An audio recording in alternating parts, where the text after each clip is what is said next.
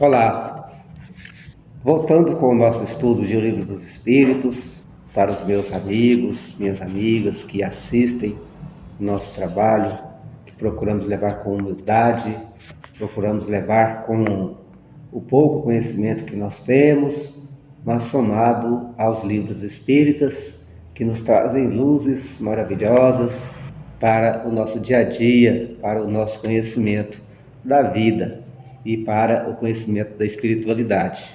A nossa vontade seria que tivessem mais pessoas assistindo o nosso trabalho e procurando conhecer o Espiritismo por conta própria, buscando os livros. E por isso a gente pede que cada um faça aí a sua contribuição, fazendo o compartilhamento do vídeo e procurando distribuir, através de sua inscrição, distribuir e elevar um pouquinho o número de pessoas ligadas ao nosso trabalho, porque assim ele vai alcançar mais gente,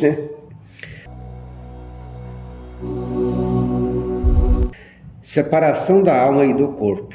Pergunta 154. A separação da alma e do corpo é dolorosa? Neste momento, nós vemos Kardec perguntando, se preocupando, se o espírito, na hora que ele vai desencarnar, na hora que a alma vai ser retirada do corpo, se a pessoa vai sentir dor. Nós vamos lembrar que a dor é uma sensação física, a sensação do corpo físico. E que no momento em que a pessoa está desencarnando, muito provavelmente os seus órgãos, eles estão adormecendo, eles estão ficando dormentes, porque o sangue está relativamente parando de circular. E quando isso acontece, geralmente os órgãos onde o sangue não está correndo, eles adormecem. E os nervos deixam de mandar a sensação de dor ao cérebro. Mas o que resta, talvez, é uma certa perturbação, uma sensação de dormência somada com uma perturbação nos órgãos que ainda restam com um restinho aí de vitalidade. Mas os espíritos nos dizem que não há uma dor física, Vamos ver aqui a resposta e vamos comentar com vocês depois da resposta. Não, o corpo sofre frequentemente mais durante a vida do que no momento da morte. Neste, a alma não toma parte. Os sofrimentos que experimenta algumas vezes no momento da morte são um prazer para o espírito, que vê chegar o fim de seu exílio. Então, o espírito, percebendo que ele está perdendo a vitalidade do corpo, e que ele está desencarnando, se ele tiver um mínimo de conhecimento de espiritualidade, um mínimo de fé, ele vai perceber que ele está se desgarrando do corpo material, mas já está percebendo o seu corpo espiritual. Há, neste momento, uma perturbação, porque uma coisa como essa traumatiza mesmo, E aí o espírito vai, devido a essa perturbação, ele vai ter uma sensação estranha, uma sensação que às vezes não é uma boa sensação.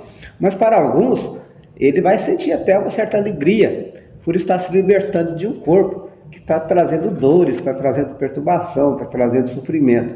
E aí ele está estreando em um novo ambiente, um ambiente espiritual. Kardec aqui ele faz a observação. Na morte natural que chega por esgotamento dos órgãos, em consequência da idade, o homem deixa a vida sem o perceber. É uma lâmpada que se apaga por falta de alimentação. E aí, gente, o homem vai percebendo, o homem, a mulher, o ser humano, ele vai percebendo que está chegando, então, o momento da morte. E o esgotamento dos órgãos, ele vai trazendo uma certa dormência no corpo físico. E a pessoa, ela vai perceber, então, que ela está passando desta vida para uma outra vida, em vez de ela pensar. Dizem que as pessoas que têm experiência de quase morte, elas nem se lembram de quando elas estavam aqui, elas não acreditavam nessas coisas, na vida espiritual. E aí elas têm a experiência e elas acham aquilo tão natural, como se fosse uma fé que elas já tivessem há muito tempo. Porque o espírito está senhor de si e sabe exatamente o que está acontecendo. Enquanto que na carne, muitas vezes, nós mergulhamos nas fantasias, nos pensamentos preconceituosos, e aí nós não conseguimos entender direito, estando do lado de cá, como que seria essa passagem ou essa estada do lado de lá. E nessas experiências as pessoas conseguem compreender. E a pergunta número 155, ela vai completar as informações trazidas pela espiritualidade para Kardec. Ele pergunta a eles como se opera a separação da alma e do corpo. Como é que se dá essa separação? Porque nós sabemos que nós temos o nosso corpo espiritual, que a gente chama de perispírito.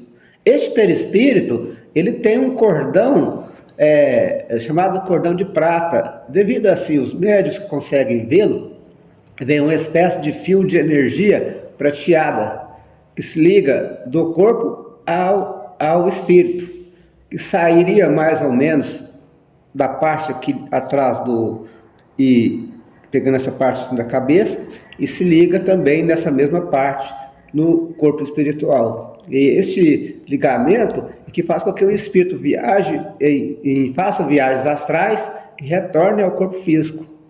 E com a morte, esse laço ele é rompido. E aí o espírito não tem mais condição de voltar para o corpo físico. Entenderam? Então, dessa forma é que se dá a morte.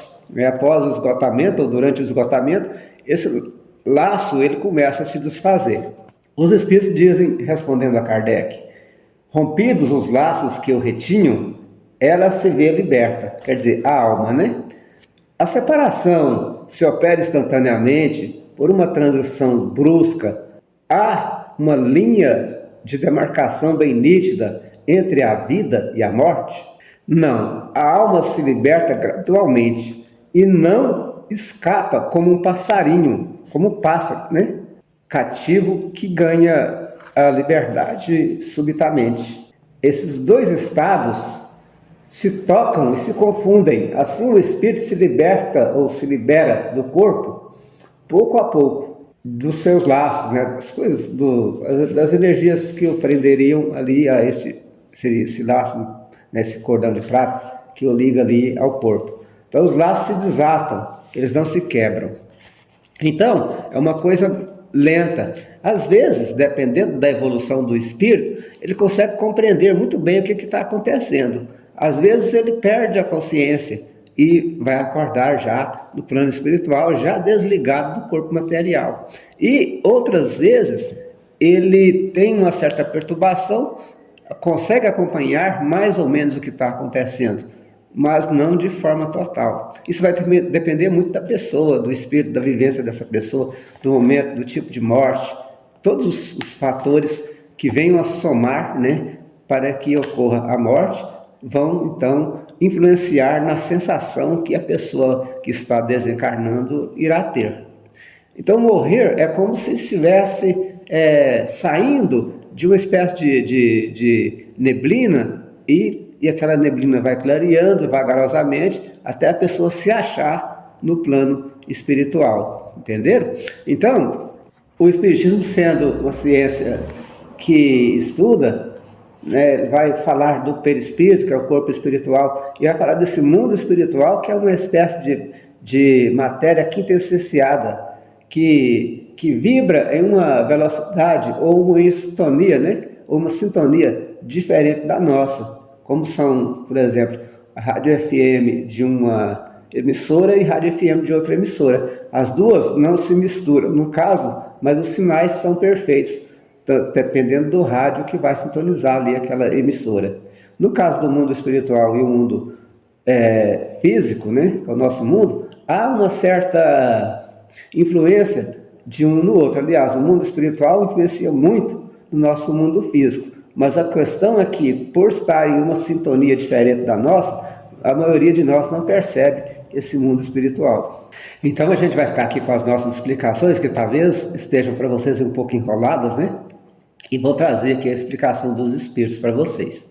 Em seguida eu volto a falar com vocês.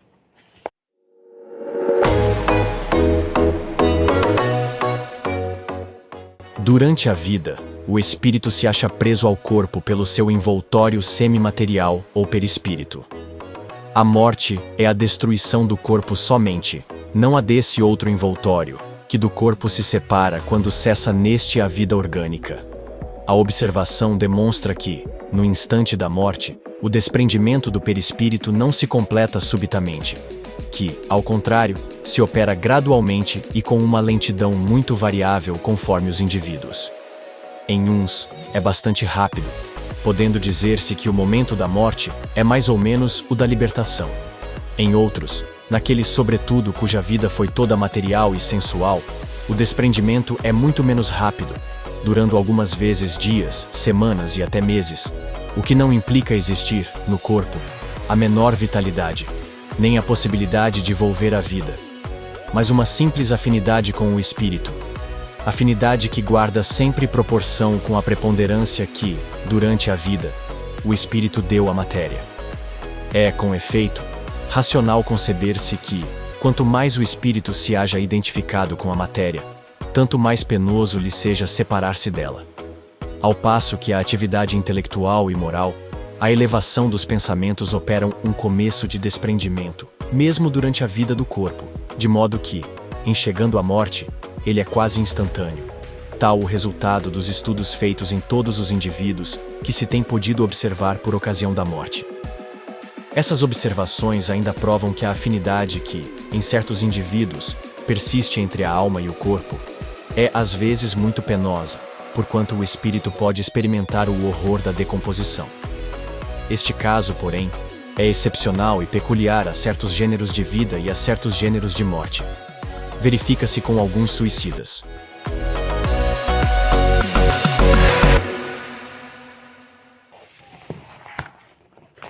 Entenderam aí mais ou menos, gente? Ou entenderam completamente aí a lição de hoje, através do Livro dos Espíritos?